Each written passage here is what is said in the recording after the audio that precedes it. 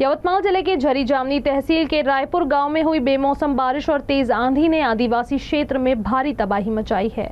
कई गरीब परिवारों के घरों की टिन की छतें उड़ गई, जिससे लोगों को खुले आसमान के नीचे रहना पड़ा। तेज बारिश और तूफानी हवाओं का सबसे ज्यादा असर आदिवासी क्षेत्र में देखने को मिला। तेज आंधी के चलते कई घरों की टिनों की चादर उड़ गई और घरों में रखा अनाज, कपड़े तथा घरेलू सामान भी खराब हो गया। आदिवासी बस्ती में रहने वाले अधिकांश परिवार मजदूरी और छोटी खेती पर निर्भर है।